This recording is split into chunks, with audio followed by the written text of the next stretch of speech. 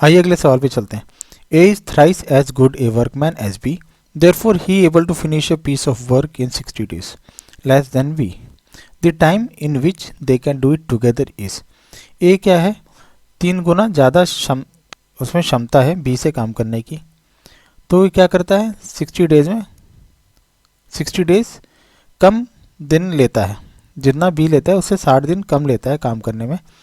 तो हमें यहाँ बताना है कि अगर दोनों काम करें मिलके तो कितने दिन में काम को ख़त्म कर लेंगे। तो आइए सॉल्यूशन की तरफ चलते हैं। तो यहाँ पे देखिए ए और बी की बात जब कर रहे हैं यहाँ पे, तो ए और बी का रेशियो ये कहना चाह रहा है, ठीक है। ए और बी की क्षमता का रेशियो बता रहा है यहाँ पे। तो ए और बी की ये क्या है, 3 गुना ज़्यादा सक्षम है काम करने में, और बी क्या है 1 है। अगर बी 1 है तो ये 3 गुना ज़्यादा सक्षम है काम करने के लिए। तो अगर मैं यहाँ पे आपको फिर से वही फार्मूला के बारे में बताऊँ, जो टाइम होता है हमारे पास, सॉरी टोटल वर्क होता है, जो टोटल वर्क जो होता है वो क्या होता है, मैन पावर इनटू डेज, जो कि टाइम के बराबर है, ठीक है। तो अगर मैं मानूँ ए के बारे में रेस्पेक्ट में बात करूँ तो टोटल वर्क कितना करेगा ए,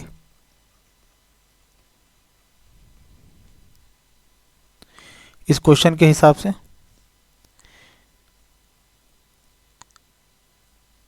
ए की क्षमता है 3, ठीक है। काम क्या कर रहा है, टाइम कितना ले रहा है ये बी से 60 डेज कम ले रहा है। तो अगर मैं मानूँ कि अगर बी ले रहा है x डेज तो ये उससे 60 कम ले रहा है, तो इसी हिसाब से मैं बी का निकालूँ तो टोटल वर्क बी का क्या होगा, बी की एफिशिएंसी 1 की है और x डेज में कर रहा है, तो इसलिए हम x माइनस 60 यहाँ पे ले रहे हैं। तो अगर हम यहाँ पे इक्वेशन 1 मान लें इसको और इक्वेशन 2 मान लें यहाँ पे, तो हमारे पास टोटल वर्क दोनों केस में सेम है, ठीक है।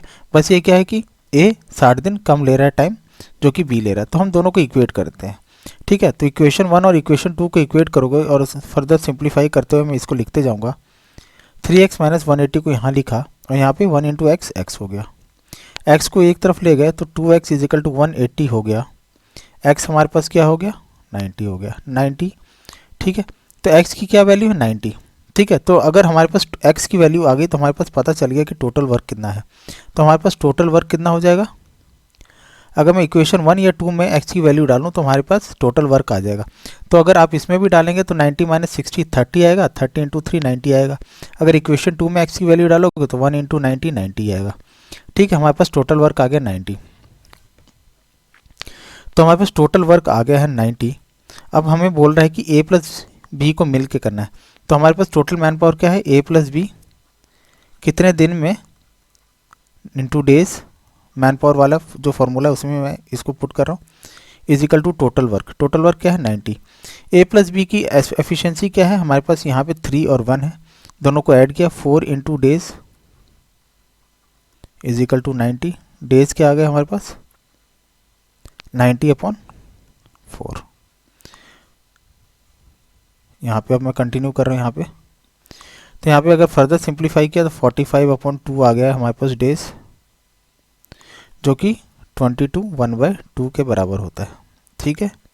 22.5 या 22 1/2 जो कि ऑप्शन बी, ठीक है। एक तो आप इस तरफ से निकाल सकते हैं या तो आप रेशियो मेथड से निकाल सकते हो। यहाँ पे ए और बी की एफिशिएंसी की बात की गई है जो कि हमें क्वेश्चन में दिया गया है 3:1, ठीक है। यहाँ तक तो हमने पढ़ लिया। आपको एक चीज़ और मैं बता दूँ, एफिशिएंसी क्या होती है, इन्वर्सली प्रोपोर्शनल होती है टाइम के, ठीक है। जब इन्वर्सली प्रोपोर्शनल होती है टाइम के तो यहाँ पे टाइम क्या हो जाएगा, इनका रिवर्स हो जाएगा। अगर ए की एफिशिएंसी 3 कार्य करने की क्षमता एक दिन में, तो ये इसका टाइम कितना हो जाएगा 1 और बी का टाइम कितना हो जाएगा 3, ये चीज़ बी के नीचे आ जाएगी। तो इसी को हम इन्वर्सली प्रोपोर्शनल कहते हैं, ठीक है। तो यहाँ पे इनका इन्वर्सली प्रोपोर्शनल हो गया टाइम। अब यहाँ पे देखिए इन दोनों के बीच का डिफरेंस है 2, कितना है इन दोनों का डिफरेंस है 2 टाइम का, ठीक है। और यहाँ पे हमें क्वेश्चन में टाइम का इन दोनों का डिफरेंस कितना है 60 डेज लेस ले रहा है। 60 डेज लेस में ले रहा है मीन्स ये जो 2 पार्ट है जो इनका डिफरेंस का वो बराबर है 60 का। ए ले रहा है 60 डेज लेस ले रहा है, ठीक है। तो मीन्स ये अगर यहाँ पे 2 पार्ट लेस ले रहा है तो 60 डेज के बराबर ले रहा है, 2 part is equal to 60 days. तो 1 पार्ट बराबर हो गया हमारा कितना 60/2 करेंगे, इस 2 को इधर ले जाएंगे तो 30 डेज़ के बराबर। तो यहाँ पे अगर टाइम हमारे पास 1 पार्ट था और यहाँ पे 3 पार्ट, तो यहाँ पे अगर हम 1 पार्ट की वैल्यू इधर डाल दें तो हमारे पास आ जाएगा, क्या आ जाएगा, टोटल वर्क आ जाएगा। ठीक है, यहाँ पे हमारे पास 30 डेज़ का टाइम ले रहा है ए। ठीक है, टाइम टेकन बाय ए कितना है, 30 डेज़। ठीक है, 30 डेज़ और 3 के एफिशिएंसी से काम कर रहा है, तो टोटल वर्क कितना कर रहा है ये, 90 यूनिट काम कर रहा है। उसी तरीके से अगर आप चाहें तो इसको बी के रिस्पेक्ट में भी निकाल सकते हैं। ठीक है, 3 यहाँ पे है, 30 डेज़ एक पार्ट की वैल्यू है।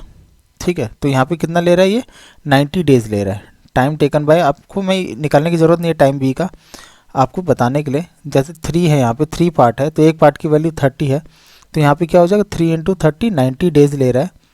और इसकी एफिशिएंसी क्या है, 1, तो टोटल वर्क कितना कर रहा है ये भी 90 यूनिट कर रहा है। तो यहाँ पे वर्क हम देख सकते हैं कि सेम है, लेकिन हम यहाँ पे ये बोला है कि a + b को दोनों को मिल के काम करना है, इनटू कितने दिन में ये लोग 90 यूनिट काम कर सकता है, क्योंकि हमारे पास 90 यूनिट हमें टोटल वर्क यहाँ से निकालना था, जो कि हमने निकाल लिया।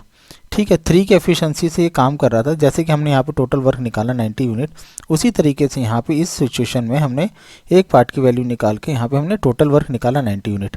इसी 90 यूनिट से हम अब आगे बढ़ेंगे। इनकी एफिशिएंसी क्या है, यहाँ से फिर से हम ऐड कर लेंगे, यहाँ पे 3 + 1 4 × डेज़ = 90, डेज़ = 90/4, जो कि किसके बराबर हमने निकाला था यहाँ पे, 22 1/2 डेज़ के बराबर। ठीक है, तो ये मेथड थोड़ा शॉर्ट है, अगर आपको इसको पार्ट्स के हिसाब से आप करते हैं, रेशियो का अगर आपको ये नहीं समझ में आता है तो आप रेशियो का चैप्टर जब पढ़ेंगे तो वहाँ पे हम ऐसी जब शॉर्टकट्स अप्लाई करते हैं तो एक पार्ट की वैल्यू निकाल के हमने यहाँ पे टोटल यूनिट ऑफ वर्क निकाल लिया।